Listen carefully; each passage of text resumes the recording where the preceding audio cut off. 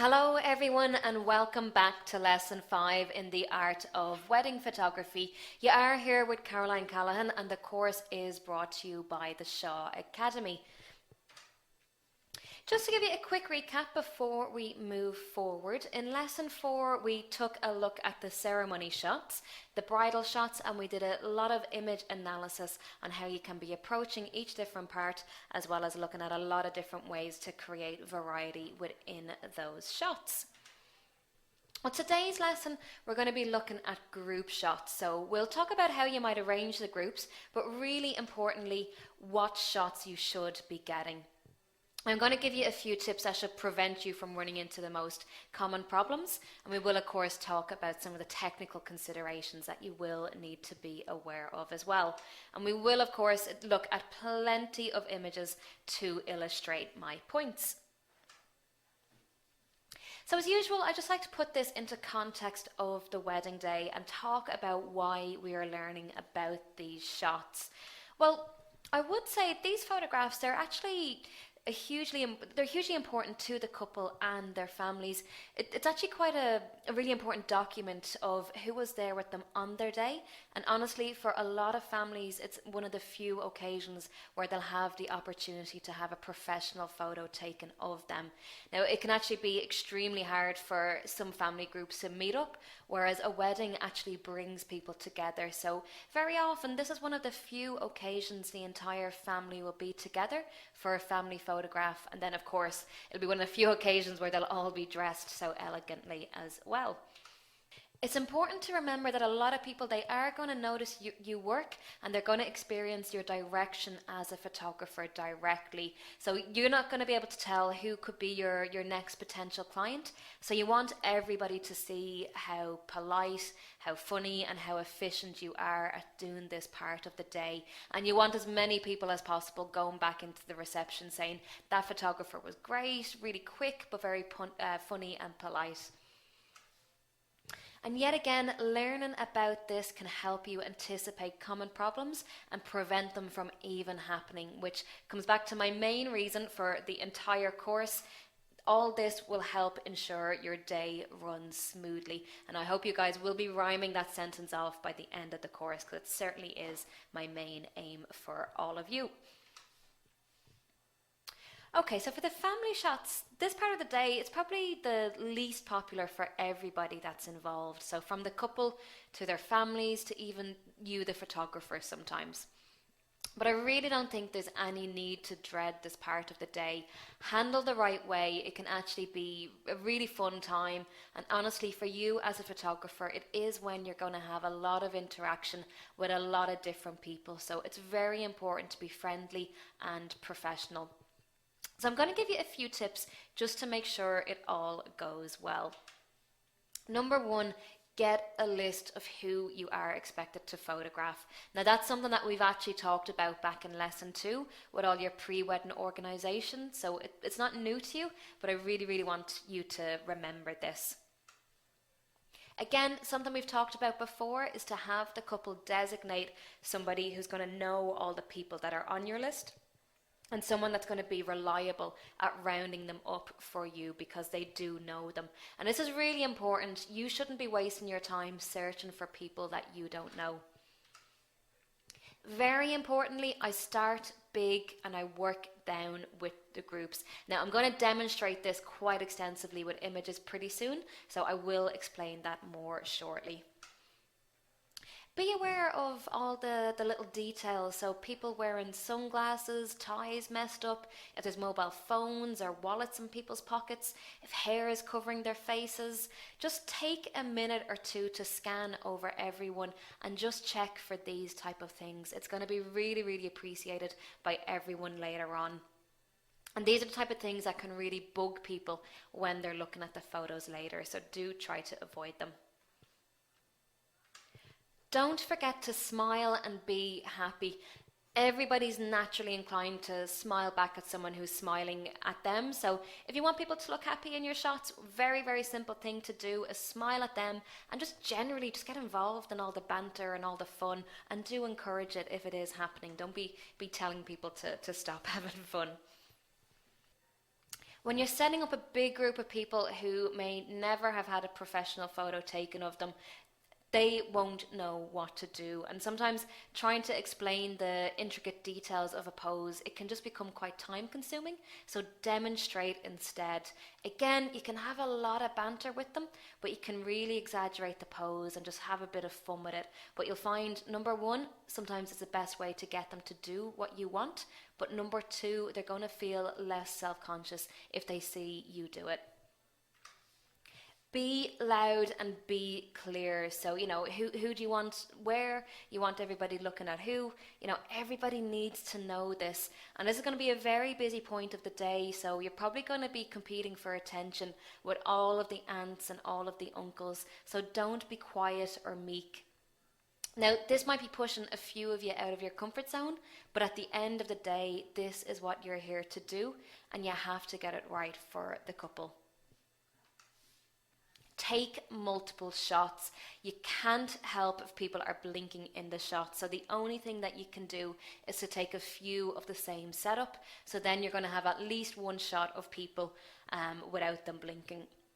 Now, personally, I take about 4 or 5 of each setup, but I do know plenty of other photographers that will take more. So I just think you just need to be a bit conscious of the people involved. You don't want to drag it out any longer than is necessary.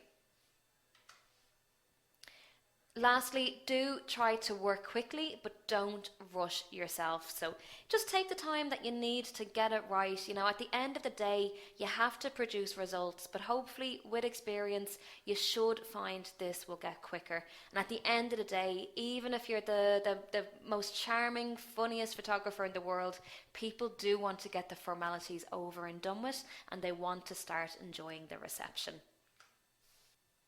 But a few more tips for you. So look, we all know that photographs, they are completely dependent on available light for results. So for the group shots, you basically need a bright space, preferably with kind of diffused soft lighting. So look for shaded areas with nice even light. Now, if you place people in a wide open field on a really bright sunny day, if there's no clouds or trees to diffuse the light, you can end up with very harsh, unflattering light and shadows on your subjects. You will also find people will be squinting quite a lot as well, and to be honest, that can actually become quite uncomfortable for them as well as not being very flattering. So look for areas with trees, they can also make quite a nice backdrop, or maybe even within the shadow of a building, look for overhangs, anything at all. And hopefully if you have done your location scouting and if you've noted a good place for this, that you can bring them to. Now, if it is completely unavoidable, and very often it will be, I'd actually prefer to have the people turn their backs to the sun. So that does mean they're going to be backlit, but you can use fill flash to balance your exposure. You will just need to be very careful of flare coming in through the camera. You definitely will need a lens hood on your camera at this point, on your lens, but you may even also have them kind of at an ever so slight angle to the sun rather than you shooting directly into the sun. Next up, I'd highly recommend using a medium to narrow aperture. So something like f8 or f11 can be perfect. So long as everybody's more or less at the same distance from the camera, they should all be in focus. Now, I'd also like to have the background somewhat blurred out so it's not too distracting from the group. But if you have a location that you really want to be more in focus, well then maybe you do go for a narrower aperture of f16 or f22. That's really going to be a personal preference. With your shutter speeds, remember you are photographing people, so you need to have a shutter speed of at least 1/60th of a second, even if you're using a tripod. Anything slower, you're going to pick up movement from people themselves because they're just not statues, okay? Even if you do have a tripod, all that's going to do is prevent shutter shake, but people do still move. And look, I really, really want to emphasize this point. I'm going to make a big deal of this one because I have had to edit other photographers' work and they made this mistake. They took family photographs at 1/15th of a second, which was just way too slow. I could literally see the motion of their eyelids opening and closing and the hair being blown across their face. So really, really something that you want to avoid, okay? Now, if you're using a zoom lens or a telephoto lens, you will need an even faster shutter speed again, okay?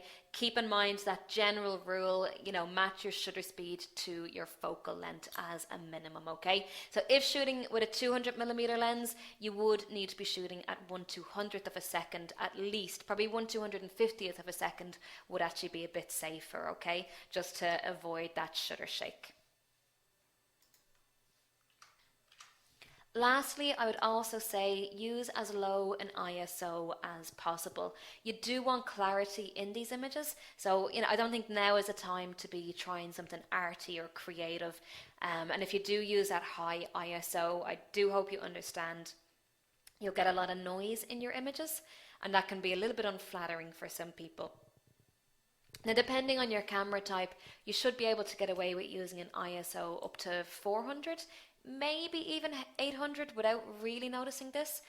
But it really, really is camera dependent, okay? So really, really test your own cameras well before a wedding day and see to what extent are you happy with pushing that ISO. Some people have told me they're more than happy to shoot at 1600 and don't really notice much noise, but really, really do check your cameras.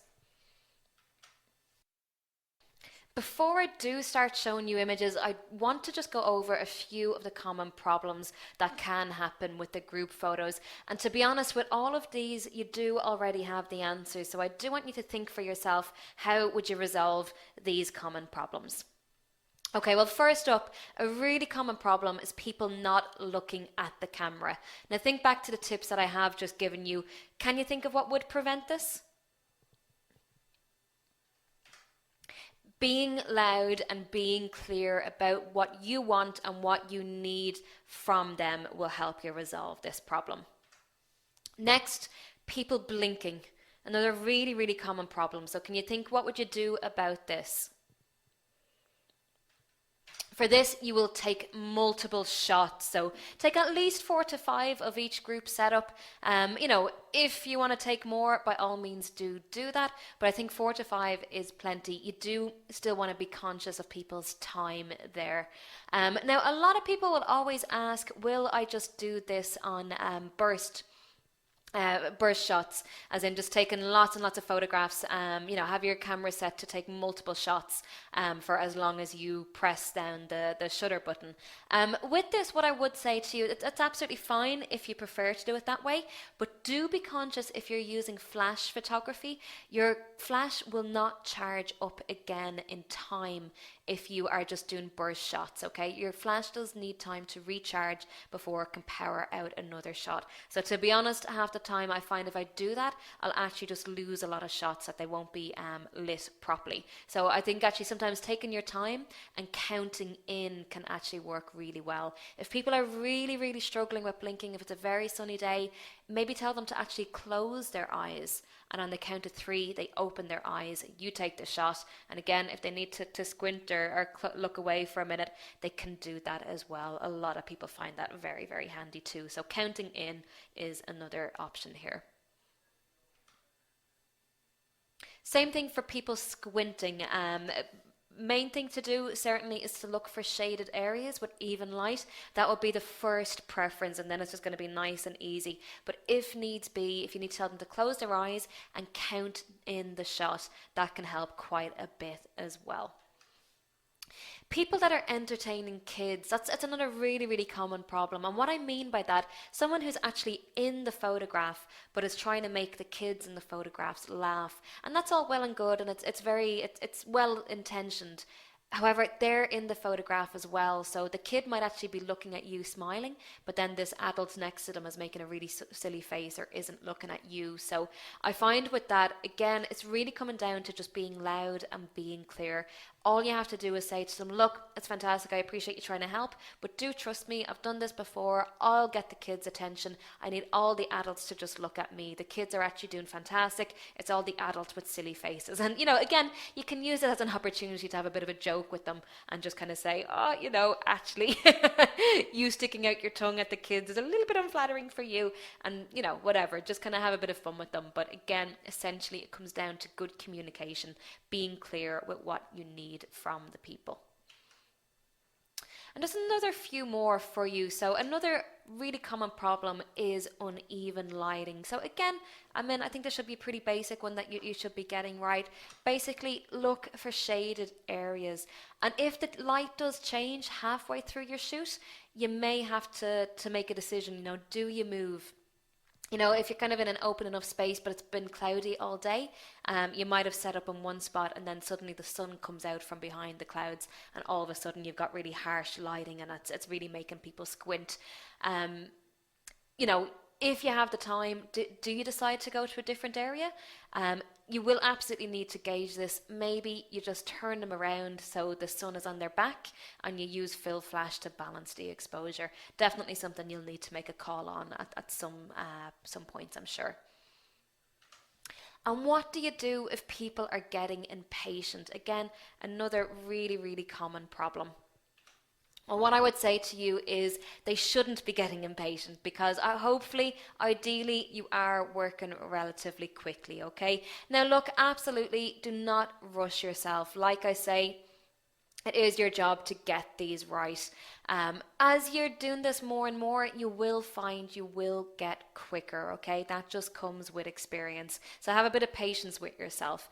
But I would also say to you, smile as well, okay? If your clients and their guests, if they're happy and if they're entertained, they're not going to mind being kept a little bit longer. And what about if people are missing? What would you do in this case? Again, I would actually say to you, this should be prevented rather than having to deal with the problem. And it can be prevented by having a designator rounder upper. Okay, so again, we've talked about this in lesson 2. The idea of this is they will know the people. They will find them quicker and easier than what you can, okay? It does come back to your pre-wedding organisation, and hopefully you've told the couple to let everybody know if they will be needed for family photographs or not, and then those people are expecting it and ready to kind of go looking for you half the time as well. And lastly, one of my favourite common problems is the Uncle Bob of the family. I'm not sure how many of you will be familiar with this expression. It probably is a bit of an Irish expression. But basically, Uncle Bob, Auntie Anne, whatever you want to call them, basically that lovely family member who wants to get every photo of the couple. And generally, they'll hang around next to the photographer and they might distract people. They could ruin your shots with their flash. So I'm sure plenty of you have experienced that wedding guest, or maybe you've been that wedding guest. I know certainly I am absolutely guilty of it, and honestly I kind of encourage you to be that wedding guest. You need to get practice in taking wedding photos, and it is one of the better ways. But for yourself, if you have to deal with that wedding guest, at times it can be a little bit frustrating, but I think really it just comes down to good communication again, okay? So being loud and being clear with that person about what you need to get done, and just being straight with them, in a friendly way. Just be straight with them if they are getting in your way, or if they're ruining your shots, or if they're distracting the people, okay? It's just, I guess, being firm but friendly, and certainly being personable about it. If you need to go into the groups, if it's the family group or the bridal party, go in nice and close to them and say, guys, I really need you to pay attention to me for the moment. Let me get my photographs. Once I put my camera down, look any which direction you want and let anybody else get their photos. But they have to help you get your photographs correct as well. So 2 parts to that one: being clear with whoever it is you're photographing, as well as possibly even being clear with Uncle Bob himself, okay? And honestly, sometimes Uncle Bob can become can nearly become your best friend by the end of the day. If they want to be really involved in the photographs, sometimes even nearly giving them a job can help quite a bit. So if you're using a reflector, maybe ask them to hold it. If you need to find any last people, again, maybe you can ask them to help you find some last people for these shots too. All right, well, look, now we're going to start looking at the group shots. And these, you can basically do these either straight after the ceremony, or you could do the bridal photos first. Completely up to you and your clients, but it should be decided well before the wedding day. Personally, my preference is to get the group shots done first. I just find generally people they're quite excited and they're really happy after the ceremony. They're also really eager to hang out with the couple. And that generally means they're going to be happier and more accommodating for you. However, more importantly for me, it's one of the few points that everybody is usually in the one place. And once they get to the drinks reception, people will disperse. They'll go check into the hotel, maybe fix their makeup, go for drinks or smokes. So they can become harder and certainly more time consuming to round up. Secondly, it's really easy to pre-prepare for this one. If the couple know that you're going to be doing an entire group shot and the family shots straight after the ceremony, they should pass this information on to all the people well before the day. Or there could even be an announcement about it at the end of the ceremony. And that basically means you should have people waiting around for this to happen. Now also, if you do it straight after the ceremony, people, they're still looking really fresh. You know, the guys, they haven't taken their ties or their jackets off. Hopefully nobody's had one too many drinks at this stage. Now, there will be cases where the couple might not like the grounds that the ceremony was on. They might prefer the location at the drinks reception. And if that's the case, well, then you might have to concede. But if you just explain the benefits and make sure they know, it'll probably take a little bit more time to do it if it's done later on in the day.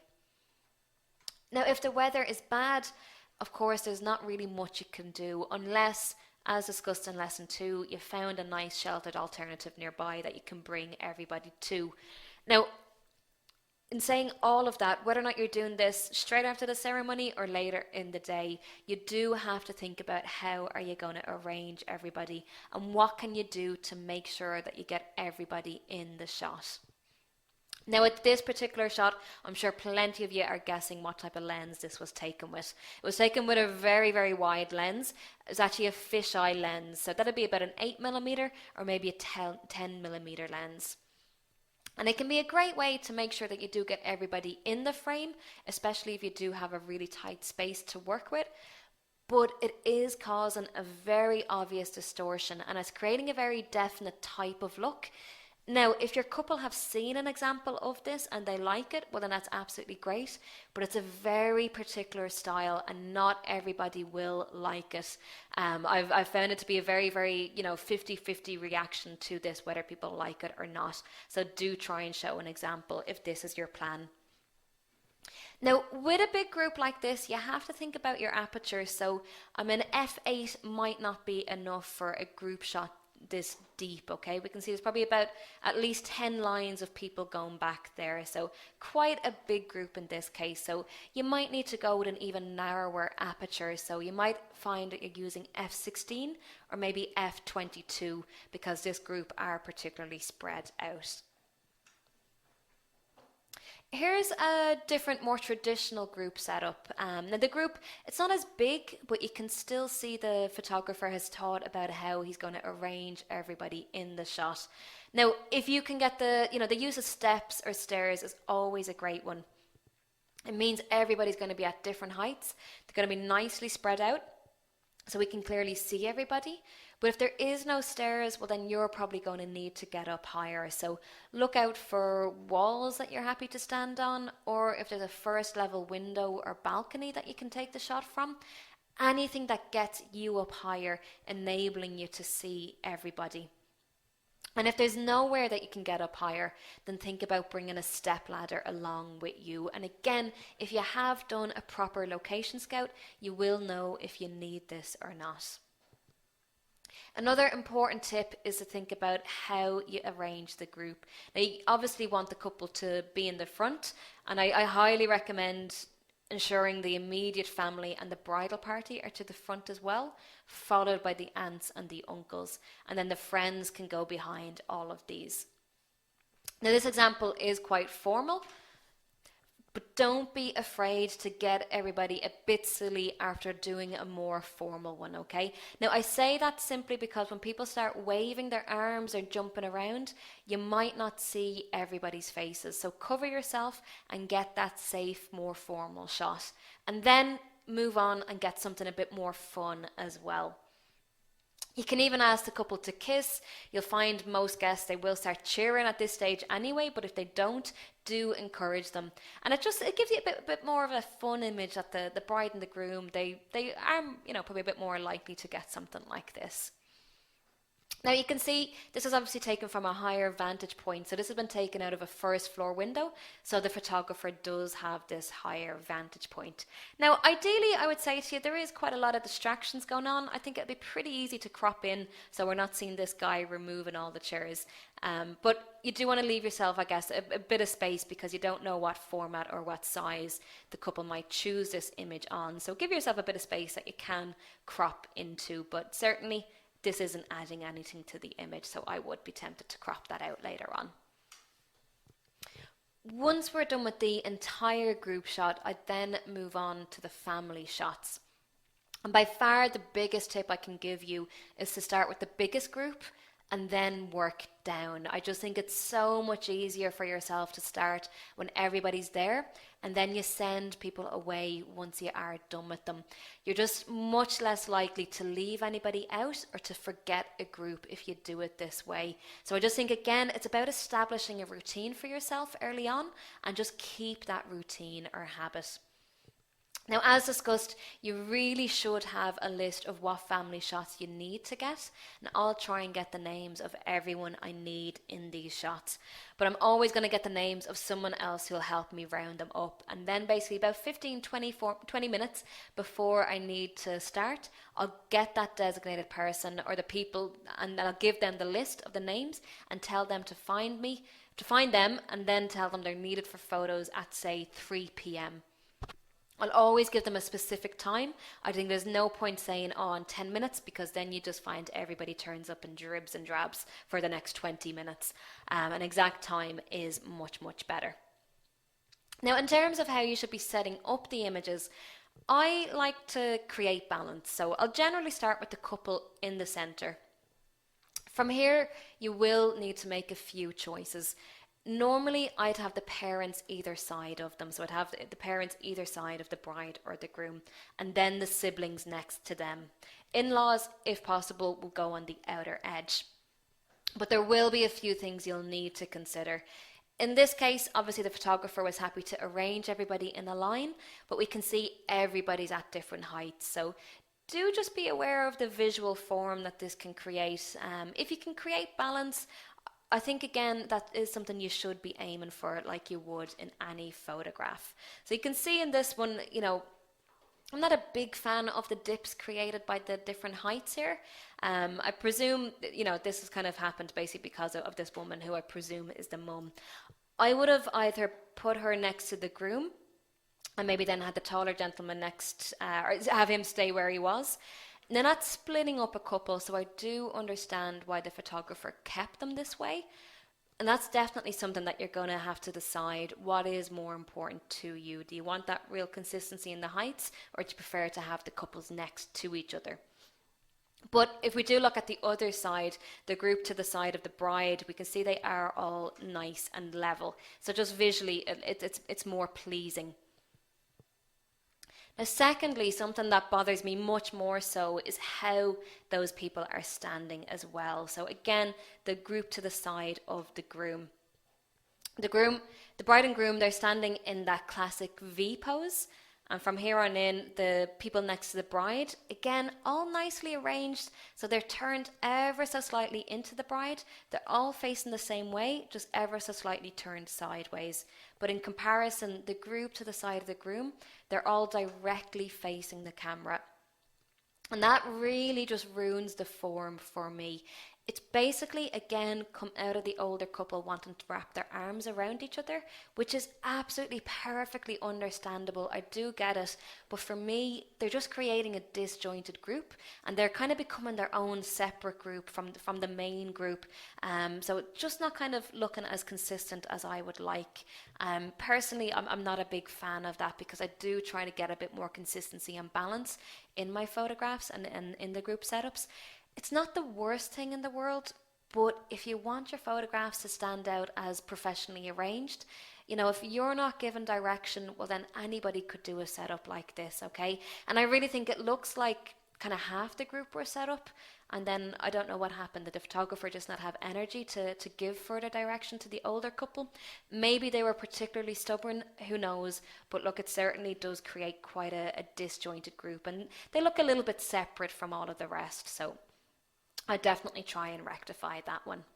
Now, another thing a lot of people would comment on is the kids here as well. Again, if you're aiming for a bit of balance, maybe ideally it's better if there's one kid either side of the bride and groom.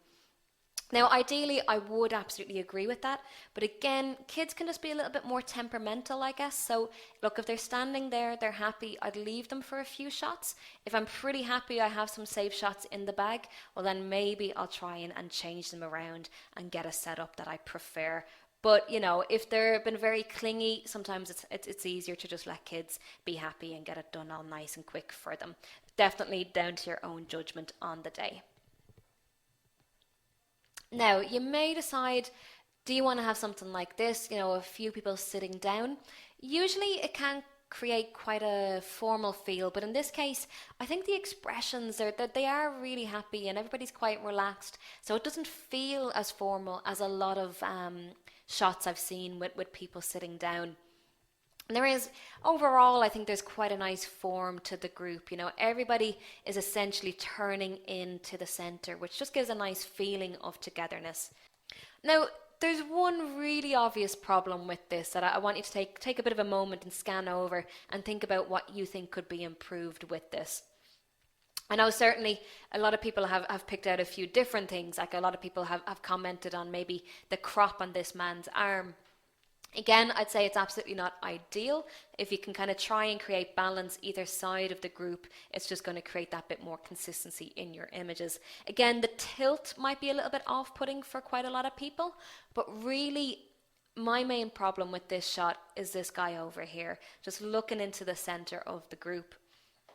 And honestly, he is still at least smiling and he's happy, and a lot of people will still love this photograph, but you'll always get a few that won't choose this because that guy is not looking at the camera like everybody else. So I always think just cover yourself and get a safe shot of everybody looking at the camera. And honestly, I'm not saying this because I dislike it. I actually think it's quite sweet to have the father, not be able to take his eyes off the couple. And he's obviously looking really proud and really happy. But I have seen too many couples dismiss a photograph like this because of that. And I do understand why. Again, everybody else is looking at the camera and he's the only one looking into the center. And all honestly, what I'd actually do is have everybody look at the camera, and then I might get everybody looking at the couple, and that can create a lot of fun and a lot of different reactions. So I actually do like to do that as well. But only after I have the safe shot of everybody looking at me. But look, to move on, once I am confident I've got the shot of the entire family group, I'll then tell any in-laws along with any nieces or nephews to step out, and that leaves you with the immediate family. And once I'm confident I have the shot of the immediate family, I'll then tell the siblings to step out for the moment, but I will ask them to hang on for a few minutes and just stay close. But then I'll basically get this shot of the bride and the groom with her parents. I might take a full length just for the sake of giving the couple a bit of choice, but I like to then move in a bit closer for these smaller groups. Again, the bride and groom doing that classic V pose, but everybody's kind of linking, so overall it's given quite a nice balance to the shot.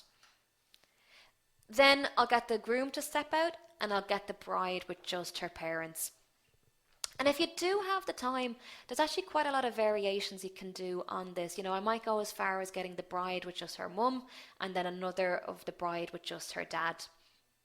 That's going to be an absolute judgment call from yourself. I really like to try and get these extras because a lot of couples do love them. But if you know you have these photographs in the morning and if you're running over time, well then it's up to you. Maybe these ones get dropped. But one thing I want to point out about this shot, it's actually taken combining ambient light and fill flash. So basically the idea with this is that you want the background exposed for correctly, so that's not getting all blown out. And then we'll use a fill flash to fill in any shadows on the group.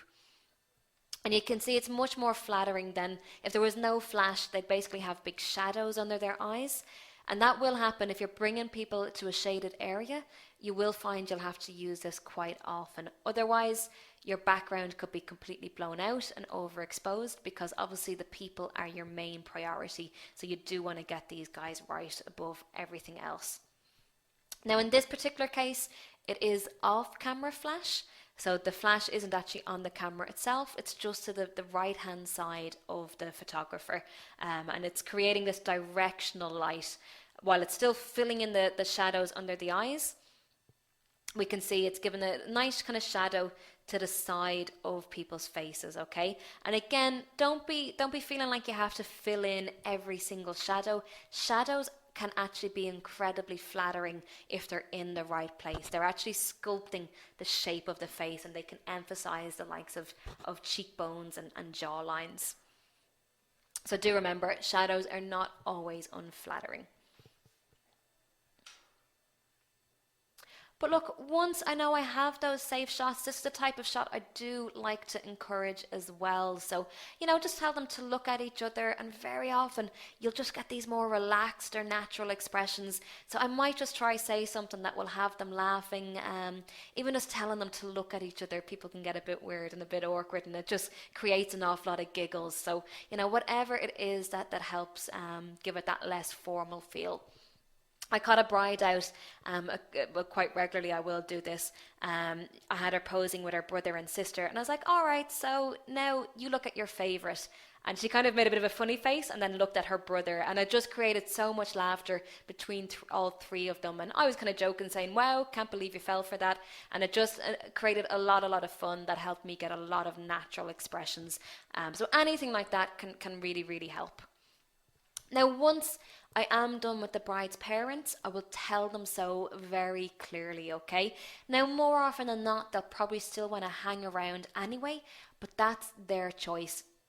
I just want to be clear, they can now leave whenever they want. However, what I'll do now at this point would be to get her with all her siblings. So very similar setups. I might take one or two full lengths, and then I'll zoom in for a mid-length shot. If I do have the time, I'll get the bride with just her brothers, just her sisters, and maybe even each individual with the bride. Again, very much a judgment call from yourself, depending on time. Remember, if you do it for the bride, you will need to do it for the groom and his family as well. So just keep balance with the family shots, but be aware of the time. And once I'm done with the siblings, I again tell them very clearly, they're now done, enjoy the rest of your day. Now, the only other variation I might do at this point is if there's any other little family groups within the family. So for example, if the bride's brother is there with his wife and two kids, for example, I'll generally try and get a photograph with them as well. Now, I will talk to the couple about this before the wedding day. It's the type of shot that I like to get as an extra, and I like to have it on my shot list, but really I will explain to the couple it's very time dependent. Obviously the couple and their immediate families are absolutely my first priority. But the idea of it is just keeping the extended family happy as well, and just adding to the variation of what you're doing. Now, if you have a second photographer along with you on the day, it is a perfect one to pass on to them. And they can be hanging around while you're doing all the group shots, and they can be doing all these little extra ones as you're doing the main family shots. Okay, so look, let's move on to the bridal party shots. Now, these can be relatively formal and quite simple, like the family shots, if you want them to be. You can basically approach it in the exact same way. You can do it in the exact same location. And I do think this is quite a good example of the type of setup you should be aiming to have. So it's a nice example of what I was talking about with balance and consistency with your group setups. So we can see the bride and the groom, they're creating that nice V shape. And everybody's kind of slotted in, kind of half a step behind each of them, but everybody's turning into the center towards the bride and groom. Again, with this shot, the heights are arranged pretty well. Now, it could be better, but traditionally the maid of honor and the best man will be next to the bride and groom respectively, and that's what's happened here. But honestly, the photographer did pay quite a lot of attention to detail. We can see that the guys are all holding their hands the same way. It's very much what I would call the bouncer or the doorman pose. The hands kind of joined together like this. But then we can see that the girls, they're all holding their flowers as well, and in the same way and more or less at the same height. And to be honest, with the flowers, I do actually prefer to see them held a little bit lower. Now, every single bride and bridesmaid you come across, they will be inclined to hold them up at that height. However, to be honest, I feel it tends to hide some of the really nice detail, which can usually be on that part of the dress. So I like to ask them to hold their flowers at belly button height instead. And it does a few things. Now you're going to see all the detail that could be on the top parts of the dress, but it also means their elbow is actually moving out and away from their body, and that's going to show off the shape of their waist more. It also means you're less likely to have that squeeze on their upper arms.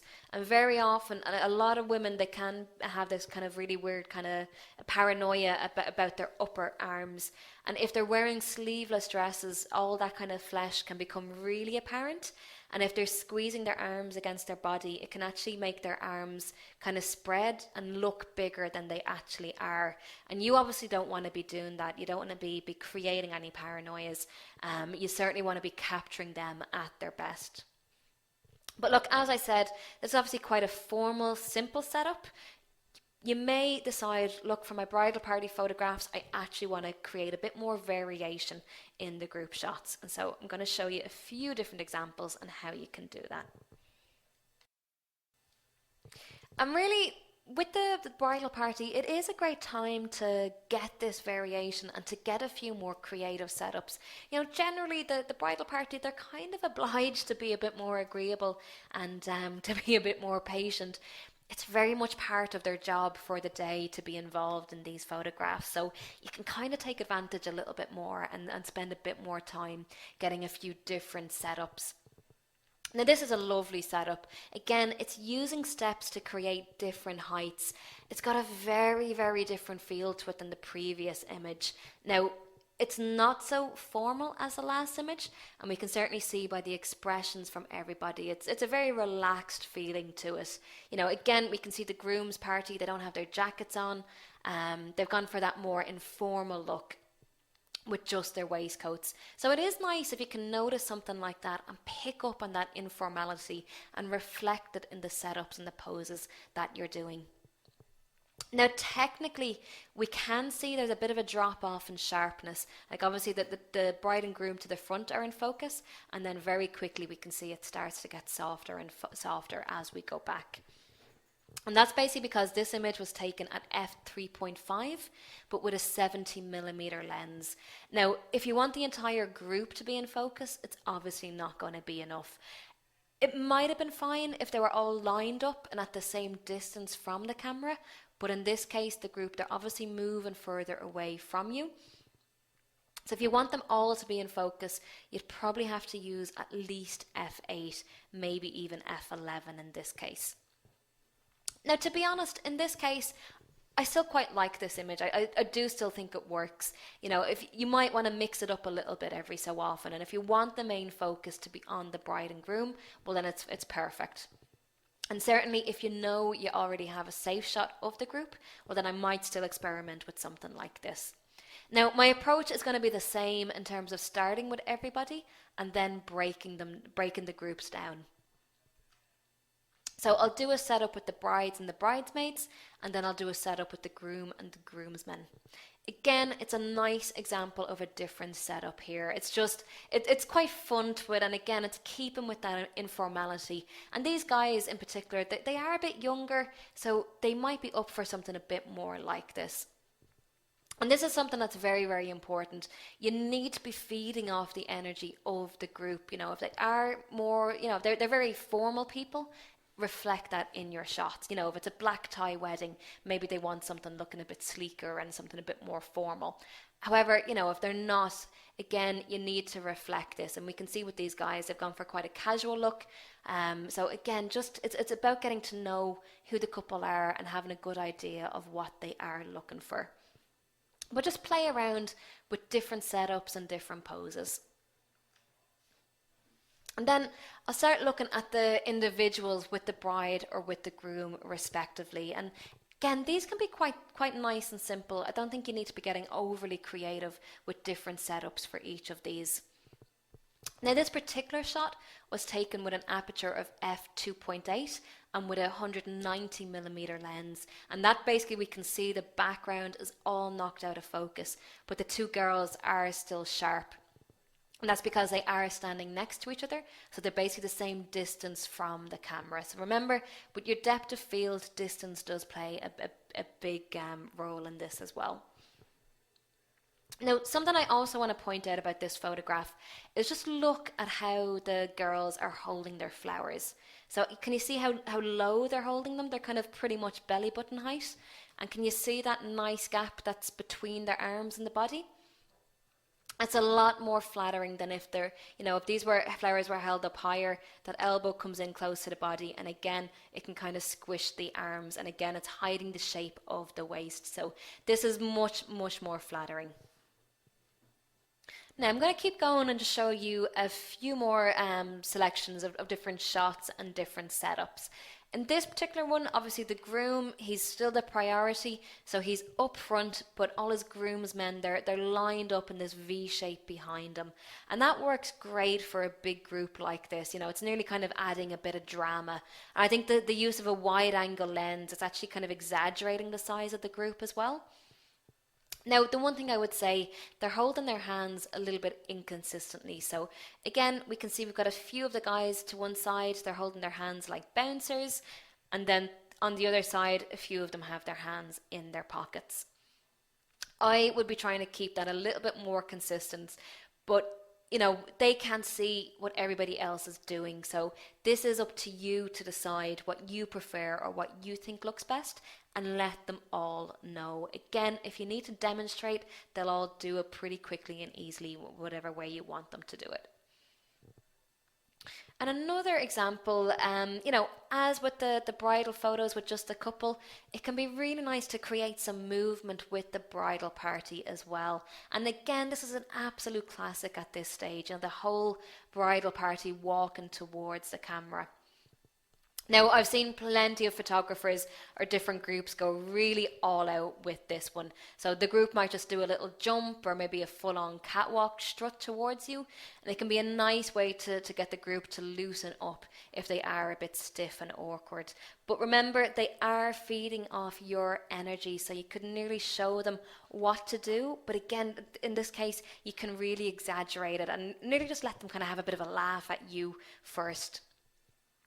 And like I say, honestly, sometimes I might just get a group to do something like this just to loosen them up a little bit as well. Whether I'm doing a wedding or maybe portraits in a studio, a bit of movement can really, really help loosen people up. Now, the shot might not even make the cut, but sometimes it is worth doing just to relax them and ease them into the photograph. And finally, again, a bit of movement can be a really sweet way to get some of the little ones involved as well, especially if the kids are quite shy or if they're getting tired of being photographed at this point. Tell them, hey, just go for a walk with the kids and I'll walk behind you or in front of you and get a few shots that way. And again, with kids, they love movement, they love action, so maybe the couple are running towards you with the kids, and that will help get them a little bit more excited. And again, it can really, really help you get some more natural expressions from kids. Now, in this particular shot, I do want to point out, obviously we've got quite a blur that's going on with this. I do think this is a post-production technique. I think they've been blurred out after the fact. In this case, I think it's a little bit over the top again. I'd probably want to be seeing a little bit more of their face, but it is certainly creating a bit more of a dreamy kind of ethereal effect. So I guess, again, absolutely down to your own personal preferences. Okay, so there it is, guys. That is it for lesson 5. For now, let me just do a quick review on what we have covered today. We have looked at how to organize the group shots for best efficiency. So starting with your big groups and working down, as well as enlisting the help of someone to help gather all those people. And we looked at a lot of the most common problems. So anything from people missing, people not looking at the camera, etc., etc., and how you might avoid these, and certainly how you might deal with them if they do happen. And we've discussed some technical tips and considerations as well. So, keep in mind what what apertures and shutter speeds you do need to be using, and we've looked at some examples with fill flash as well. So our next lesson, lesson 6, we will take a look at the candid shots. This is typically everybody's favorite type of shots to capture at a wedding, and very often even for the couple as well, it's some of their favorite shots from the day. But we will also be looking at the evening shots. So if you're staying on a little bit later in the night, there's still some very important moments, but certainly we're taking the opportunity to get some last beautiful shots of the couple as well. Hello everyone, I hope you have been enjoying your course so far. Now that you're halfway through this course and enjoying learning lots of new skills, I wanted to talk to you briefly about what your next steps are and what Shaw can do for you. Do you know what you get as a member of Shaw Academy, or how you can make the most of your membership and go even further with your learning? I want you to think about your goals. What do you hope to achieve with us? When you signed up to this course, you had a particular target in mind, and do you feel that you are close to achieving that target? What do you want to achieve this year, and what do you want to do next year? Where do you want to go with your learning? We have students all over the world, and we want to help you with your goals, and our courses are tailored to suit your needs. So whether you want to enter a new industry with your skills, maybe you want to gain a promotion within your current industry, perhaps you want to start your own business, or perhaps you simply love the subject and you want to improve in it, you want to get the most out of the subject that you enjoy. No matter what your goal is, we can help you. And how we do that is through 4 simple steps: through education, upskilling, support from us when you need it, and the application of the skills that you are learning on the courses that will help you to achieve success. Not only that, many of our courses are level 5 EQF accredited. This is a globally recognized qualification. You can see some equivalencies there on your screen at the moment. It is recognized all over the world as a higher level certificate. As a member, you have access to all our faculties, and every faculty is full of courses for you to complete. Currently, we have 6 different faculties, and as a member, you have access to them all. So let's have a quick look at them. First off is our business and marketing faculty, with loads and loads of courses here for you to complete to help to improve your business. Perhaps you want to start a new business, perhaps you want to go further in the current industry that you are in. No matter what it is, your goal here, everything that you need to know about marketing can be found within our marketing faculty. Our finance faculty doesn't have a huge number of courses in it, but the courses that it has are designed to help you to earn more money. Simply put, to help you to make more income for yourself. Our trading course is the very first course that we created here in Shaw Academy, and is still going very strong. And recently we branched out and created a new cryptocurrency course as well. Very, very popular area. You want to learn how to trade, you want to learn how to make a bit of money for yourself, be sure to have a look at our finance course. Perhaps our most popular faculty is the photography faculty. And as you can imagine, this faculty covers everything to do with photography. So we have a look at basic photography, advanced photography. If you want to become a wedding photographer, we have a course on that as well. Smartphone photography. If you want to get into video production, we also have editing courses within Lightroom, and so much more too. Everything that you need to practice photography, whether you want to do photography for the love of it, perhaps you wanted to get into photography as a career for yourself, everything that you need is contained within this faculty. And that goes very well then with our tech and design faculty, which looks at areas like graphic design, Photoshop, if you want to learn mobile app development, how to design your own website. This is where you're going to find it within our tech and design faculty. And perhaps you just want to take care of yourself and look after yourself. Perhaps you want to get in shape this year. Perhaps you want to get into teaching others about nutrition. Our health and wellness faculty has courses in nutrition, sports nutrition for all you athletes out there, and everything that you need to get yourself into a healthier lifestyle. Finally then, our lifestyle faculty is our newest faculty, which covers courses like music, guitar, beauty, cookery, and this is one that is growing rapidly. So all those everyday skills that you've always wanted to learn more about, you will find within our lifestyle faculty. And there's new courses being added to these faculties all the time. Now this is a very quick overview of all the courses that Shaw has to offer. Be sure to have a look at our website, shawacademy.com, to check out all the courses that might interest you. Now, if you're not already a member, or perhaps you want to upgrade your membership to give yourself more time to complete these courses, we have a very exciting announcement. We are offering 50% off for a limited time. So 50% off our membership for a very limited time. We have a number of price options to suit every pocket, but if you're after the best value and you're after the most amount of time, the 12-month membership is our most popular offer, as it gives you plenty of time to complete as many courses as you like. And just think about how many level 5 certificates you could achieve within that time period.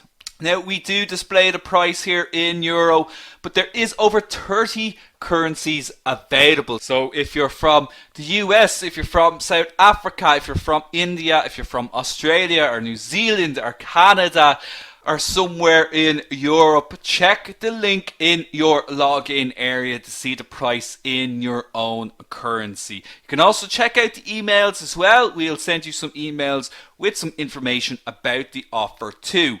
So if you want access to all courses, if you want exclusive content for members only, if you want level 5 qualifications, if you want premium student support, and if you want uninterrupted flexible learning, upgrade today to start enjoying the benefits of a membership. I'll just bring up those prices one last time.